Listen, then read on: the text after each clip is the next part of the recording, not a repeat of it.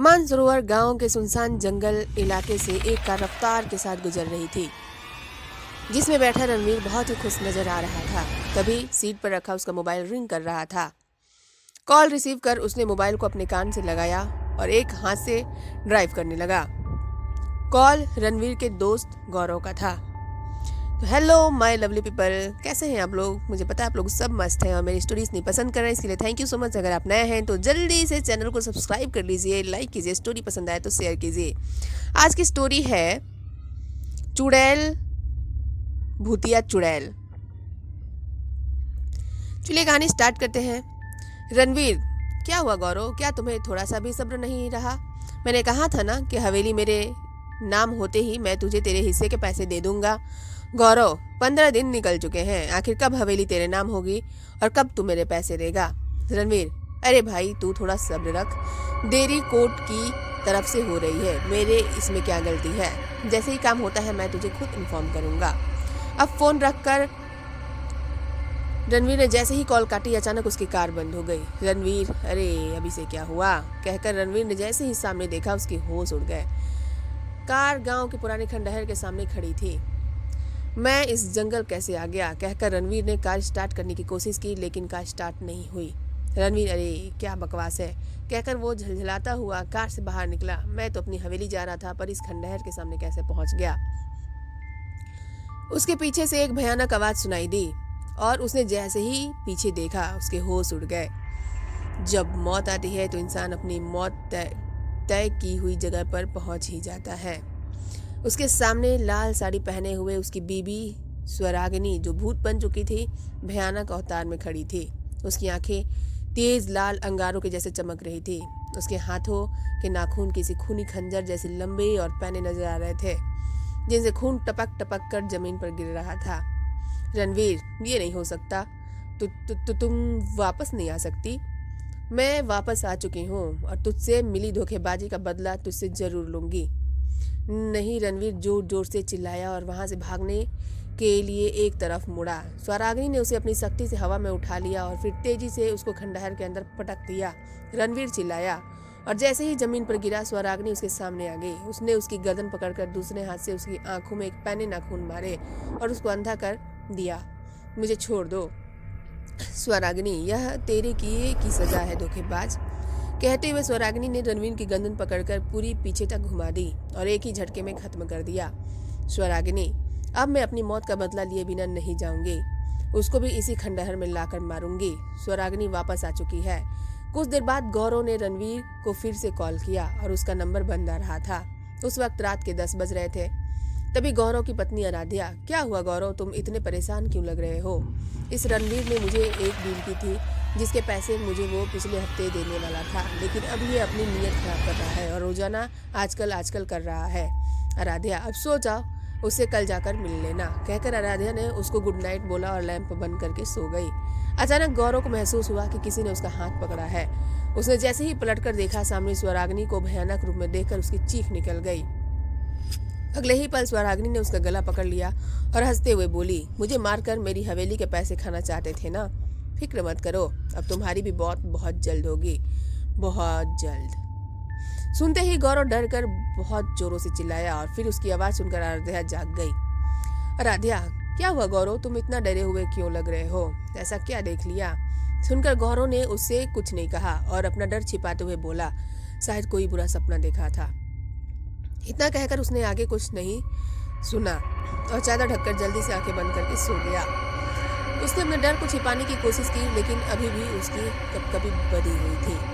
आराध्या इस बात को देखकर हैरान थी। उस रात के बाद से गौरव की जिंदगी जहन्नुम बन चुकी थी।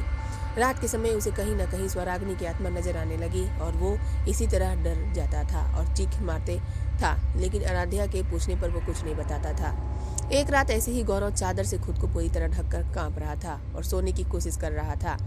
आराध्या इस बात से परेशान थी और जानना चाहती थी कि गौरव इतना डरा हुआ क्यों रहने लगा है।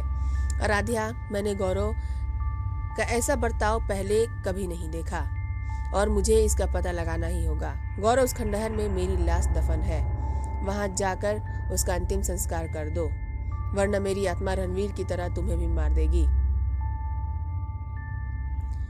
इस बार गौरव को आवाज आई तो वो झट से डरी हुई हालत में बेड से उठ गया। उसने देखा कि आराध्या बेखबर सोई हुई थी, तो वो अपने कमरे से निकलकर बाहर जाने लगा। आराध्या सोने का सिर्फ नाटक कर रही थी। वो जल्दी से खड़ी हुई और फिर चुपके से उसके पीछे पीछे हो ली। गौरव घर से बाहर निकलकर घर के पीछे वाले जंगल की तरफ चला गया। आराध्या भी दबे पांव उसका पीछा कर रही थी। गौरव उसी पुराने खंडहर के सामने आकर रुक गया। गौरव, स्वराग्नि, कहाँ हो तुम? मैं तुम्हारा अंतिम संस्कार करके मुक्ति दिलाऊंगा। उसने इतना कहते ही वहां पर तेज हवाएं चलने लगी। एक झोंके ने गौरव को हवा में उठाया और उसको खंडहर में ले जाकर पटक दिया। गौरव उसकी आवाज लगाते हुए, आराध्या भी खंडहर के अंदर पहुंच चुकी थी। उसको देखकर गौरव चौंक गया और बोला, तुम यहाँ कैसे पहुंची? यहाँ खतरा है। Gaurav, please tell me what's wrong with you, और तुम यहाँ क्यों आए हो? अब गौरव ने उसे कुछ भी छिपाना ठीक नहीं समझा। रणवीर और मैं बचपन से ही एक बहुत अच्छे दोस्त थे और गांव के सबसे अमीर ठाकुर की एक लड़की थी स्वरागिनी, जिसके नाम गांव की सबसे बड़ी हवेली थी। मैं और रणवीर चाहते थे कि स्वरागिनी को अपने प्यार में फंसाकर वो हवेली अपने नाम करा ले, लेकिन उसे शादी तो एक ही कर सकता था। इसलिए मैंने फैसला किया कि शादी रणवीर करेगा और हवेली नाम करवाने के बाद उस जायदाद का आधा आधा बंटवारा किया जाएगा। कितनी गंदी सोच है तुम्हारी। आगे क्या हुआ? शादी के बाद स्वरागिनी हवेली रणवीर के नाम करने को तैयार नहीं थी, और रणवीर अगर उसे जबरदस्ती करता तो वो समझ जाती कि वो उसे प्यार सिर्फ नाटक करता है। इसलिए मैंने और रणवीर ने प्लान बनाया कि स्वरागिनी को रास्ते से हटा देते हैं। एक रात रणवीर ने स्वरागिनी को क्लोरोफॉर्म सुखाकर बेहोश कर दिया और फिर हम उसको लेकर यहाँ आए और हमने उसे मारकर खंडहर में यहीं की अच्छी जमीन में दफन कर दिया। अगली सुबह रणवीर ने झूठी रिपोर्ट पुलिस में लिखवाई कि स्वरागिनी अपने किसी आशिक के साथ मुझे छोड़कर भाग गई और अब कुछ दिन बाद यह हवेली उसके नाम हो जाती और मुझे मेरे हिस्से के पैसे मिल जाते। लेकिन पता नहीं मरने के बाद भी स्वरागिनी वापस कैसे आ गई, और वो कह रही थी कि उसने रणवीर को मार दिया है, अब मुझे भी नहीं छोड़ेगी अगर मैंने उसका अंतिम संस्कार नहीं किया। तो सुनकर आराध्या डर गई और बोली, बताओ उसकी लाश कहाँ पर दफनाई है, हम उसका अंतिम संस्कार करवा देंगे। गौरव कुछ बोलता इससे पहले ही उनके सामने स्वरागिनी खड़ी नजर आई, जिसको देखकर दोनों बेहद डर गए। वह सब मैंने तुझे यहाँ लाने के लिए बोला था, बाकी तो यह बात अपने मुंह से अपनी पत्नी को बता दे, सिर्फ इसलिए अब तक तुझे जिंदा रखा था। स्वरागिनी, तुम्हारे साथ गलत हुआ, मैं तुम्हारी सच्चाई सबके सामने लाकर रहूंगी। प्लीज गौरव को माफ कर दो। नहीं, इसकी मौत तो अब तय है।